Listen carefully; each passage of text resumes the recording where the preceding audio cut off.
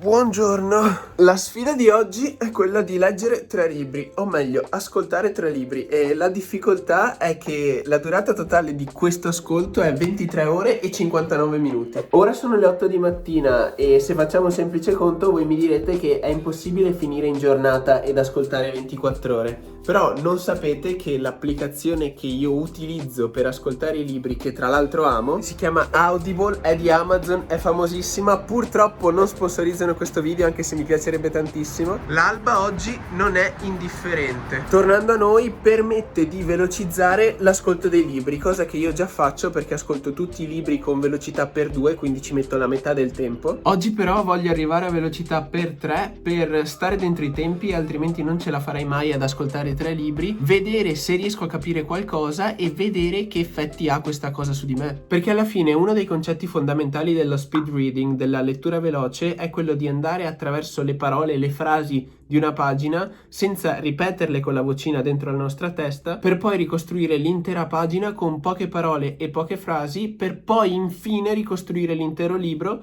riuscendo a leggere quel libro in una quantità di tempo piccolissima. Poi volendo possiamo fare un intero video, un'intera sfida sulla lettura, però oggi spero di riprendere quei concetti e usarli per lo speed listening. I libri che ascolterò oggi sono Ego is the Enemy, 6 ore e 56 minuti, Norwell's Rules, 9 ore e 43 minuti e The Happiness Advantage, 7 ore e 20 minuti. Per un totale normale di 23 ore e 59 minuti. Voi vi chiederete perché faccio questa cosa? Ci sono due motivi principali. Il primo è che quest'anno ho l'obiettivo di leggere o ascoltare 12 libri e fino ad ora ne ho ascoltati soltanto 5, mancano 2 mesi alla fine dell'anno, quindi spero di portarmi avanti con questa sfida. Il secondo è perché voglio vedere quanto riesco a velocizzare il mio ascolto, ovviamente continuando a capire e ricordare quello che ascolto, altrimenti tutto questo non ha senso. Ora, prima di mettere le AirPods, voglio farvi sentire quanto veloce è l'ascolto per 3. Sentite.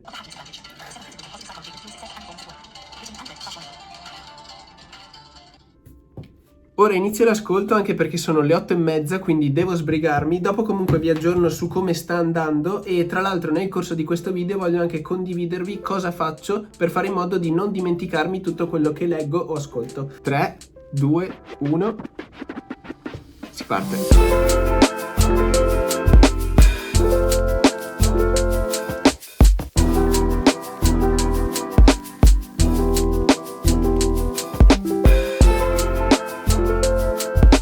Capitolo 14, siamo a più di metà libro, mancano 2 ore e 36 e dopo un po' di tè, adesso pausa Nescafè, un po' di caffè per darci un po' di carica. Di solito dopo aver fatto esercizi mi faccio subito la doccia, però prima voglio finire il primo libro, ci metterò circa un altri 45 minuti facendo un conto e voglio farmi la doccia. Per darvi un feedback, la cosa più difficile di tutto questo è che è in inglese, quindi oltre ad essere velocissimo per 3 è anche in un'altra lingua, perciò vi dico i primi 20 minuti sono stati veramente difficili da capire, però da quel che ho capito erano solo un'introduzione, quindi non mi sono perso chissà cosa e durante questi 20 minuti diciamo che mi sono portato a ritmo. Ora penso di capire quasi tutto, ci riesco anche perché l'unica cosa in cui sono concentrato mentalmente è l'ascolto. Probabilmente se mi mettessi a fare qualcos'altro, magari rispondere a mail, non capirei niente.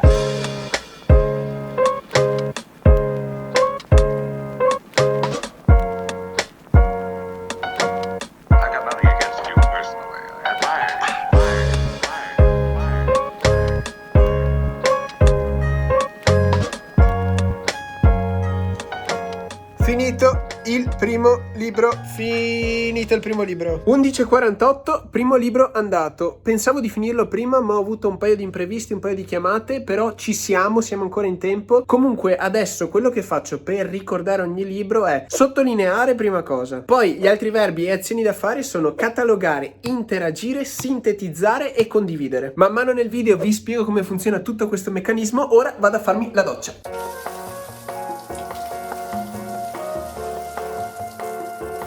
Doccia fatta. Comunque, The Happiness Advantage consigliatissimo, perché dà un altro approccio su come raggiungere la felicità. Nel libro infatti l'autore ci vuole far capire di come il nostro arrivo alla felicità sia sbagliato, perché tutti noi abbiamo in mente lavoro, successo e poi felicità, quando in realtà questo processo è totalmente sbagliato e dovrebbe essere felicità, successo e poi lavoro, per poi creare un circolo positivo che ci fa produrre, lavorare ed essere felici sempre di più. Nel libro poi l'autore fa diversi esempi e dà diversi consigli su come questo circolo si possa raggiungere. Io lo consiglio soprattutto a chi sta portando avanti un progetto in autonomia, perché l'autore ci fa capire come la felicità nel singolo e in gruppo ci aiuti anche ad essere più produttivi ed ha anche consigli relativi alla produttività. Detto questo, passiamo alla lettura del secondo libro. Non è finita qui. Iniziamo il secondo libro. Vamos! Pausa pranzo. Tra l'altro questo libro mi sta piacendo un sacco, parla della cultura aziendale di Netflix, non vedo l'ora di mangiare e poi si rinizia. Federico, buon appetito! Non soffocarti. Un po' di zuccheri rinforzanti e si rinizia.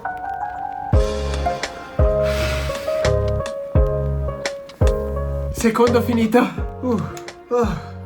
6:47, devo sbrigarmi. Comunque quest'ultimo libro era veramente figo, parlava della cultura aziendale di Netflix e di come sono riusciti a esplodere con i concetti di trasparenza, dare sempre un feedback, e poi mi sono appuntato che loro coltivavano tantissimo il talento nel lavoro, quindi piuttosto che prendere 5 persone ne assumevano una iper talentuosa e la pagavano anche 3 o 4 volte tanto il suo stipendio. Ed il libro si intitola No Rules Rules, la regola di non avere regole, perché loro promuovono questa cultura di non avere policy dove non ce n'è bisogno. Un esempio che fanno gli autori è che in Netflix non ci sono policy per quel che riguarda le vacanze, cioè se un dipendente vuole andare in vacanza va in vacanza. Molto figo. Forse l'unica cosa che ho da ridire su questo libro è che è un po' prolisso, ma sono un po' tutti così i libri concettuali, cioè hanno un concetto principale e poi fanno infiniti esempi per inculcarti nel cervello quel concetto. Ed è anche questo uno dei motivi per il quale questi libri concettuali si possono leggere o ascoltare velocemente. Anche qui vale la legge di Pareto, il 20% delle cause provoca l'80% degli effetti. Prima di passare al prossimo libro, Ego is the Enemy, voglio farvi vedere i primi 3 punti del processo che io uso per ricordarmi i libri. Il primo, come vi dicevo prima, è sottolineare. Voi mi chiederete come fai a sottolineare un audiolibro?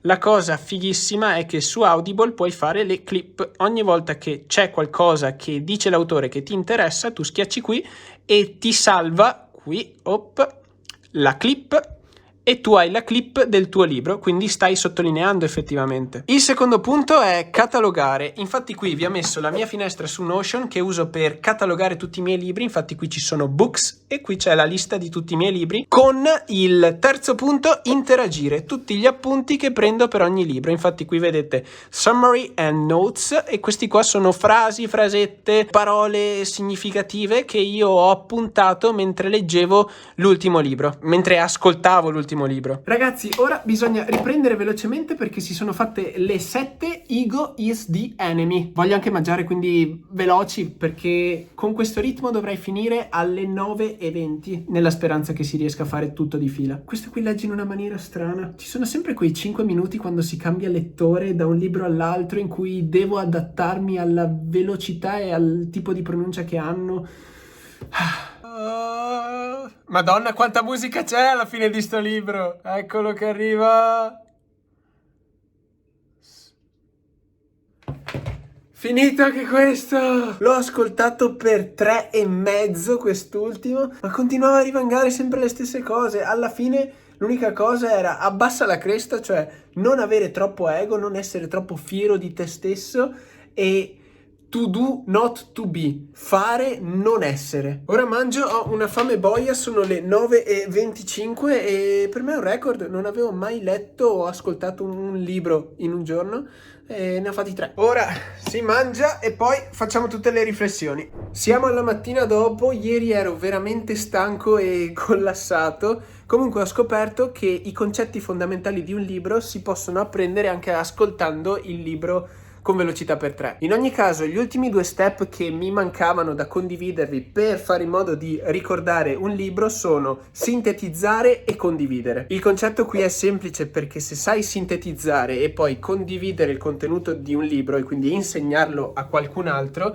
automaticamente hai creato una sua memoria all'interno della tua cabeza, del tuo cervello. Perciò, ricapitolando, sottolineare, catalogare, interagire, sintetizzare e condividere, per fare in modo di ricordarsi i libri che leggi, o comunque poter ritrovare nel tuo catalogo i concetti fondamentali di quel libro che avevi letto. Detto questo, spero che il video vi sia piaciuto e sia stato utile. Se così fosse, lasciate un mi piace, iscrivetevi al canale se non volete perdervi nessun altro video. Qui da Londra vi saluto e ci vediamo alla prossima avventura. Ciao a tutti ragazzi!